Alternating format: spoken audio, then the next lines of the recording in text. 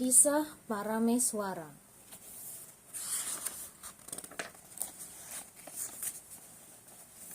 Pada zaman dahulu, ada seorang raja yang bernama Parameswara. Baginda memerintah negeri Singapura. Walaupun menjadi raja, Parameswara berasa kurang senang akan kedudukannya sebagai raja boneka. Hal ini karena negeri Baginda dikuasai oleh kerajaan Siam yang amat kuat. Tanpa diduga, pada suatu hari, Parameswara telah berbalah dengan wakil pemerintah kerajaan Siam. Oleh sebab terlalu murka, Parameswara pun menikam wakil pemerintah itu hingga mati. Peristiwa berdarah itu membuatkan Raja Siam menjadi murka. Baginda pun menghantar tenteranya untuk menangkap Raja Singapura itu. Apabila mengetahui hal itu, Parameswara berasa susah hati. Akhirnya, Baginda membuat keputusan melarikan diri agar tidak ditangkap oleh tentera Siam.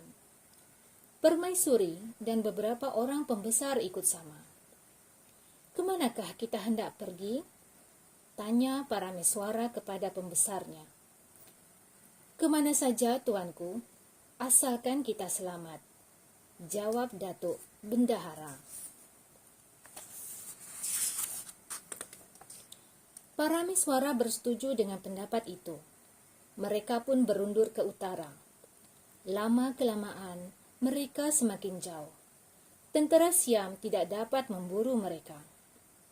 Semasa dalam perjalanan, Parameswara bercadang untuk membuka sebuah negeri baharu.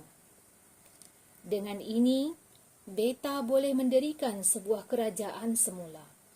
Jelas Parameswara kepada para pembesarnya. Permaisuri dan semua pembesar bersetuju. Bagaimanapun, mereka tidak pasti tempat yang paling sesuai untuk membuka negeri yang baharu itu.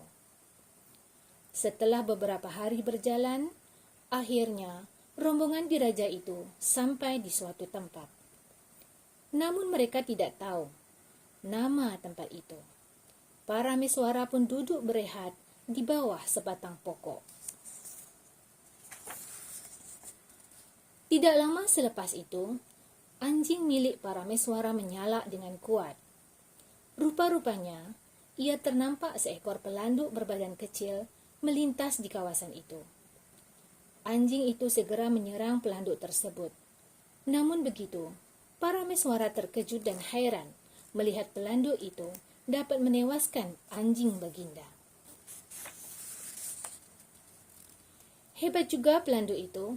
Badannya kecil, tapi dapat mengalahkan anjing beta yang besar. Semua yang berada di situ turut berasa kagum dan heran, termasuk hulu balang pengiring Parameswara. Tempat ini sesuai dijadikan sebuah negeri. Tapi, apakah nama yang sesuai? Semua pembesar tidak dapat menjawabnya. Tiba-tiba Parameswara bertanya lagi. "Apakah nama pohon ini?" tanya Parameswara sambil memegang pokok tempat Baginda berehat.